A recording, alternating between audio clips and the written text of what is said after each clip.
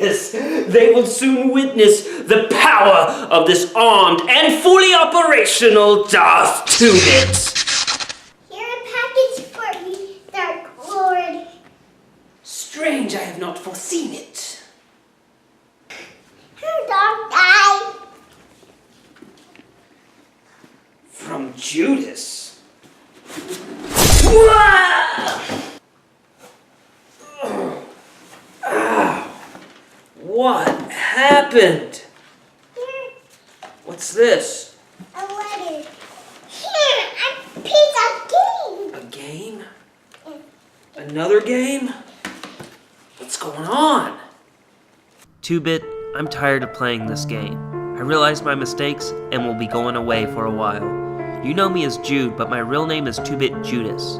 PlaySatan hired me to transfer a curse unto you and to keep tabs on you. I didn't sign up to be your babysitter though, and since PlaySatan won't give me what he owes, I have to take action against him. In this package is the antidote to the curse. Review it and remember, Lucas giveth and taketh away.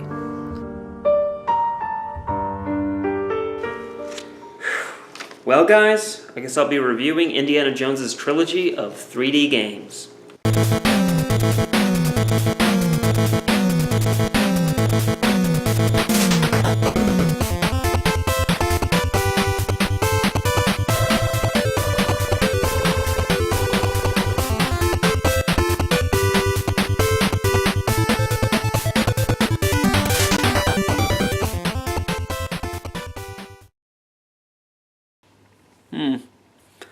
Jesus, beard's growing back fast. Indiana Jones and the Infernal Machine is an action-adventure game developed for the PC and then later ported to the Nintendo 64. It was published and developed by LucasArts and was released in late 1999. Indiana Jones and the Infernal Machine is a direct sequel to the comic book series and cancelled game, Indiana Jones and the Iron Phoenix, which in itself is a sequel to the great point-and-click adventure game Indiana Jones and the Fate of Atlantis.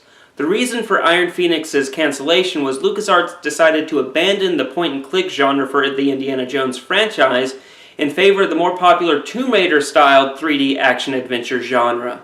Infernal Machine's project leader, writer, and designer Hal Barwood considered the Nazis to be overused in the franchise, and so instead set the game in the Cold War era and used the Soviets as the main antagonists. He was also going to use UFOs in the game's plot, but this was vetoed by George Lucas as he was saving that great plot device for the fourth installment of the films.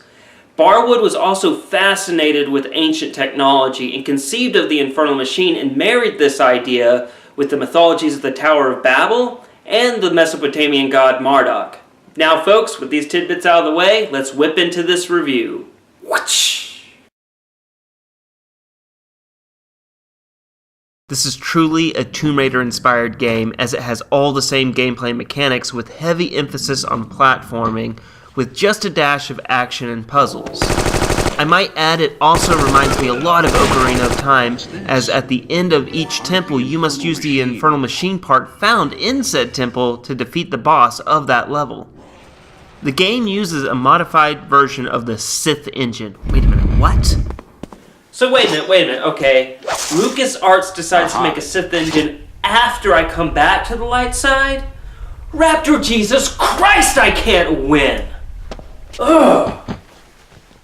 The Sith engine was adapted for third-person view. The engine had to go through drastic rewrites in its code to the point that it was renamed the Jones engine.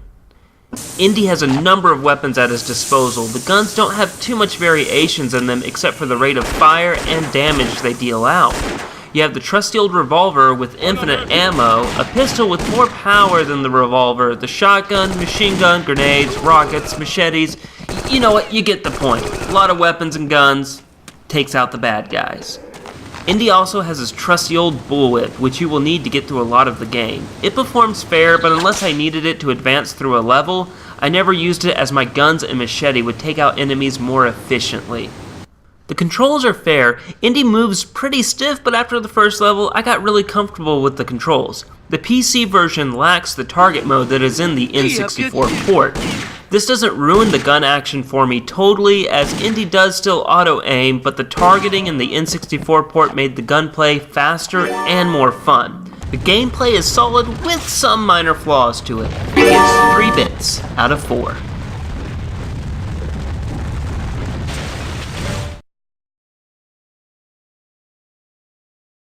The sound is decent, nothing too special here. The voice acting is fair, the sound effects are good, but the soundtrack, while the music itself is great, is very limited. There are only a few songs in the game. So you will hear the same songs repeatedly throughout the game. This isn't a deal breaker for the game, but it is a noticeable hole in the overall experience. They added some new tracks in the N64 version to fix this issue, but alas, I'm playing the PC port. The sound is a good 2.5 bits out of 4. Infernal Machine has great presentation. The graphics, while by today's standards have aged horribly, were really good for the time. The fully 3D environments and characters are very well detailed for the limitations of the technology of that era.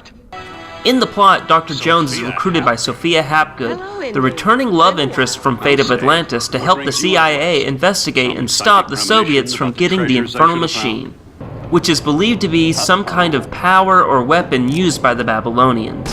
Indy is skeptical at first, but after taking out several Ruskies and investigating the ruins of ancient Babylon, he goes on a globe-spanning adventure to find all the missing parts to the Infernal Machine.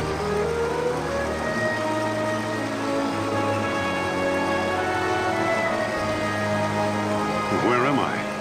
Unmapped territory for sure. As stated earlier, Indiana is recruited by Sophia and her CIA boss, Simon Turner, to search for the Infernal Machine. Indy's antagonists are the Soviets, led by a short round... no, not that short round. This short round, a Soviet scientist named Dr. Volodnikov. After collecting all the parts to the Infernal Machine, you find out it's not a weapon at all, but a portal to another plane of existence. You are betrayed by Turner, who wants to use the power in the other world to beat the Soviets. But in classic bad guy logic, Turner doesn't fully comprehend the terrible power he's unleashing, and Indy must go back to the Tower of Babel to confront him and save Sophia. Just like the last temple in a Zelda game, Indy must use all the key items he's collected over his adventure to save Sophia, but unknowingly, Indy opens the portal, sending Sophia to the other side. Stop! Are you crazy? Sophia, what have I done?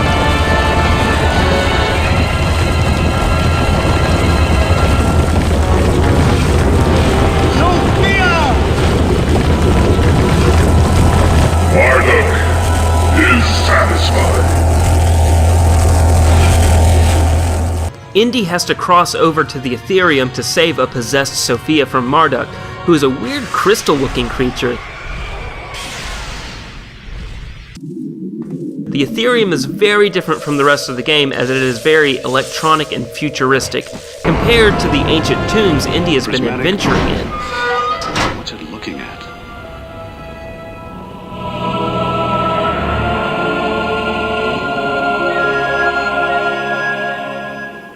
After Marducking up your whip and using one of the Infernal Machine parts to bring back reality into the Ethereum, Marduk is weakened by this, and Indy whips it. He whips it good.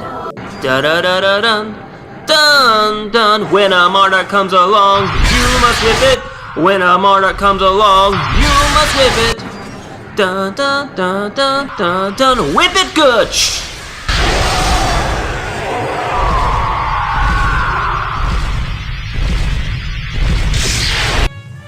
After defeating Marduk and saving Sophia, it's a mad dash out of the collapsing ruins of Babel.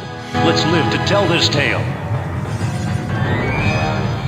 Indy is greeted by his former antagonist and unlikely friend, Dr. Volodnikov, and the three walk into the sunset for a classic Indiana Jones end scene. Whoever we ran into wasn't very forgiving. That's a relief. As you know, socialist theory disavows the existence of supernatural powers. And you expect to win the Cold War? I expect a long struggle.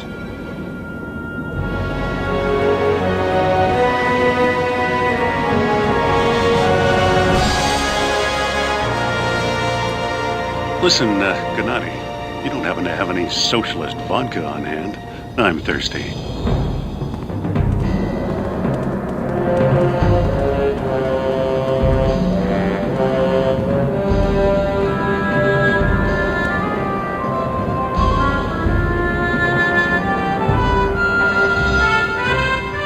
With decent graphics and a solid plot befitting the Indiana Jones franchise, presentation is a solid 4 bits out of 4.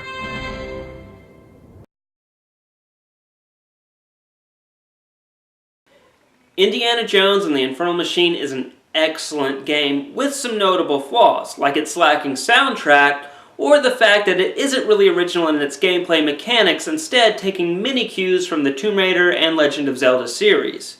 Now where it shines is its story, which is excellent and faithful to the Indiana Jones lore. This, coupled with the unoriginal but solid gameplay, makes it a great game. My final verdict for Indiana Jones and the Infernal Machine is it's a must-buy for the collector and casual player alike. Now with this review done, let's move on to LucasArts' follow-up to Infernal Machine.